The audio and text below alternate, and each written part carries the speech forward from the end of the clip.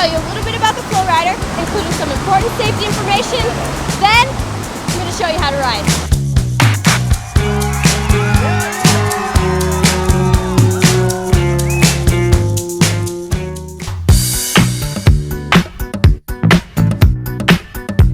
The FlowRider combines skills from a variety of board sports, including snowboarding, bodyboarding, surfing, skateboarding, and wakeboarding. If you've tried any of these, you'll feel right at home. If not, the FlowRider really is unique and a little bit different from any of them. So be patient and don't get too hard on yourself if it takes a couple of runs before you feel comfortable. Even the top pros had to learn some important technique. Just like any activity, there are some risks of injury. But if you pay attention carefully, you shouldn't have any problems. We want you to have fun, not get hurt. So let's get started. This is the FlowRider. The water is moving very fast and only a few inches thick. Never ever dive into the water like a swimming pool. The ride surface is a bit like a trampoline. When you fall, it'll give a little.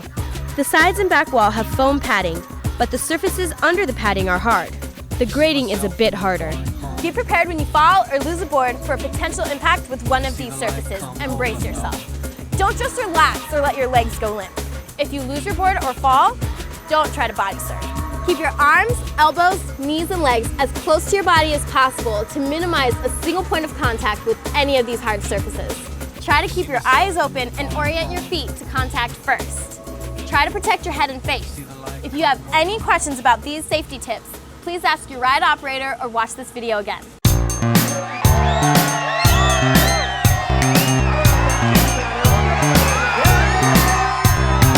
Now, let's learn how to ride. The easiest way to ride is on a bodyboard. Even if you want to try stand-up riding, it is best to try on a bodyboard first to get comfortable with the flow. This is a specially designed bodyboard for a FlowRider.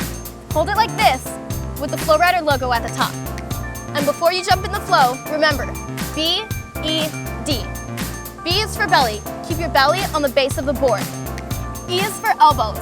Keep your elbows on the board. And D is for drag. Drag your feet in the water and use them as rudders to steer. Keep your weight on the back of the board and be careful trying to turn. Steering is very subtle. If the front of your board catches the flow, you'll lose your board. To move down towards the bottom, gently lean forward. To move to the right, lean to the right while slightly lifting up on the left-hand rail. To move to the left, do the opposite. Once you get the hang of it, you can try some more advanced moves. From this position, you can progress to spins and even drop knee. Keep in mind, these are advanced moves and require practice.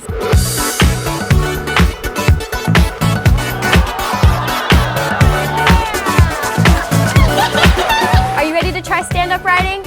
Stand-up riding requires a bit more skill and practice. Think of a snowboarding stance, but with almost all of your weight on your back foot.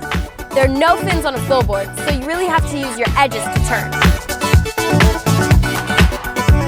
Whenever you're doing a turn, remember to keep either your heel side edge or your toe side edge uphill. If you catch a downhill edge, you're going to fall right away.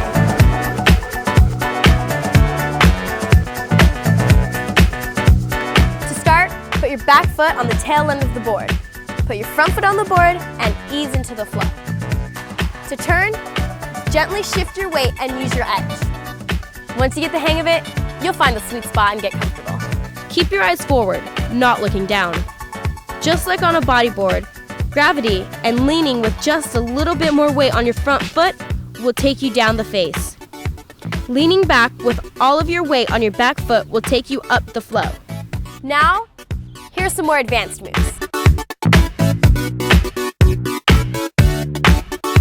Stand-up riding takes a little bit of skill and lots of practice.